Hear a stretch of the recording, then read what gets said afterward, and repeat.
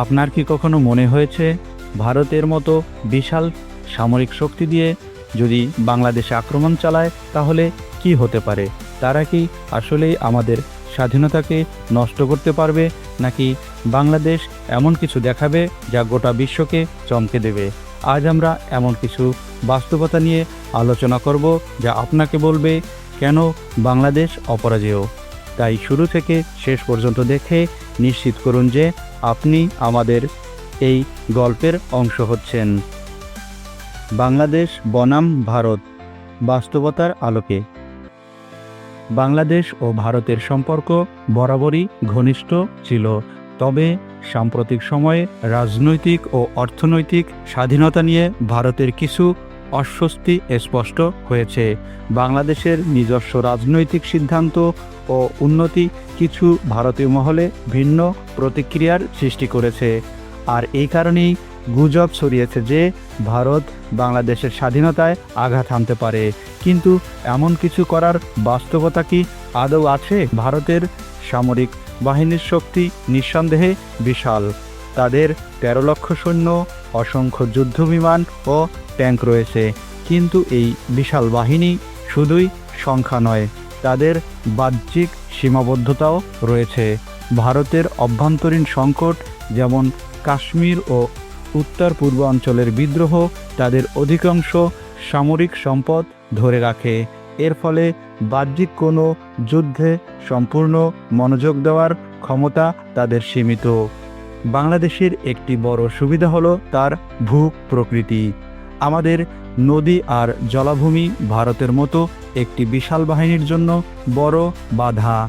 অতীতেও দেখা গেছে, কোনো দেশ দখলের জন্য কেবল শক্তিশালী সেনাবাহিনী নয়, কার্যকর পরিকল্পনা ও কৌশল দরকার। আমাদের বাংলাদেশের এই প্রতিরক্ষা কৌশল অত্যন্ত শক্তিশালী। ভারতের সম্ভাব্য আঘাত, বাংলাদেশের সম্ভাব্য প্রতিরোধ। ধরা যাক ভারত সত্যি বাংলাদেশের ওপর আক্রমণ চালানোর সিদ্ধান্ত নেয়। এমন পরিস্থিতিতে চীন এবং পাকিস্তানের ভূমিকাও গুরুত্বপূর্ণ হয়ে উঠবে। দক্ষিণ এশিয়ায় নিজেদের প্রভাব বিস্তারে আগ্রহী চীন কখনোই চাইবে না যে ভারত অতিরিক্ত শক্তিশালী হয়ে উঠুক। তেমনি পাকিস্তানের জন্য এটি হবে ভারতের বিরুদ্ধে চাপ সৃষ্টি করার একটি বড় সুযোগ। ফলে বাংলাদেশ শুধু ভারতের সাথে লড়বে না, এটি হবে একটি বহুমুখী কৌশলগত লড়াই। ভারতের বিমান বাহিনী নিঃসন্দেহে শক্তিশালী। তাদের কাছে 500টিরও বেশি যুদ্ধবিমান রয়েছে। কিন্তু প্রশ্ন হলো, এই শক্তি কতটা কার্যকর? অনেক যুদ্ধবিমান, বিশেষ করে MiG-21 এবং জাগুয়ারের মতো পুরানো মডেলের, বর্তমান যুদ্ধে ব্যবহারের জন্য যথেষ্ট আধুনিক নয়। এর সাথে যোগ করুন তাদের পরিবহন বিমানের অভাব। বড় যুদ্ধ চালানোর জন্য যেখানে দ্রুত সৈন্য ও সরঞ্জাম পরিবহন অত্যন্ত গুরুত্বপূর্ণ, সেখানে ভারতের এই সীমাবদ্ধতা বড় দুর্বলতা সৃষ্টি করবে। বাংলাদেশ একটি অপরাজেয় শক্তি। বাংলাদেশের সেনাবাহিনী ছোট হলেও তার শক্তি কম নয়। প্রতিরক্ষামূলক অবস্থান থেকে যুদ্ধের জন্য আমাদের প্রশিক্ষণ ও কৌশল বিশ্বের কাছে প্রশংসিত। আর আমাদের জনগণের দেশপ্রেমের কথা না বললেই নয়। যখন স্বাধীনতা রক্ষার প্রশ্ন আসে, তখন বাংলাদেশের জনগণ এক হয়ে যায়। 1971 সালের মুক্তিযুদ্ধ আমাদের সেই শক্তির উদাহরণ।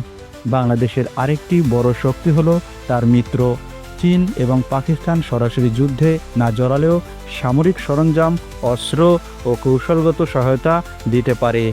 এই সহযোগিতা বাংলাদেশের প্রতিরোধ শক্তিকে আরও দৃঢ় করবে। ভারতের জন্য যুদ্ধ কতটা ঝুঁকিপূর্ণ? বাংলাদেশের উপর আক্রমণ চালানো ভারতের জন্য একটি বড় ভুল হতে পারে। এই ভুলের মূল্য তাদের কেবল বাহ্যিকভাবে নয়, অভ্যন্তরীণভাবেও চুকাতে হবে। উত্তর পূর্বাঞ্চলের রাজ্যগুলোতে স্বাধীনতার দাবি আরও জোরালো হতে পারে। কাশ্মীরের সংকট আরও বেড়ে যেতে পারে। এমনকি ভারতের সামরিক বাহিনীর ওপর অতিরিক্ত চাপ তাদের নিজেদের নিরাপত্তার জন্য হুমকি হতে পারে। কেন ভারত কখনোই বাংলাদেশকে দখল করতে পারবে না? বাংলাদেশের মতো একটি দেশ দখল করার জন্য শুধু বাহিনীর শক্তি নয়, কৌশল, সংস্থান এবং আন্তর্জাতিক সমর্থন প্রয়োজন। ভারত এই তিনটি ক্ষেত্রেই বাংলাদেশকে পরাজিত করতে ব্যর্থ হবে, বরং এমন কোনো পদক্ষেপ নিলে ভারত নিজের অবস্থান দুর্বল করবে এবং গোটা বিশ্বের কাছে সমালোচিত হবে। বাংলাদেশ কেবল একটি দেশ নয়, এটি একটি অনুভূতি, একটি ইতিহাস। এটি একটি জাতি যার জন্ম যুদ্ধের মধ্য দিয়ে, যার আত্মা স্বাধীন।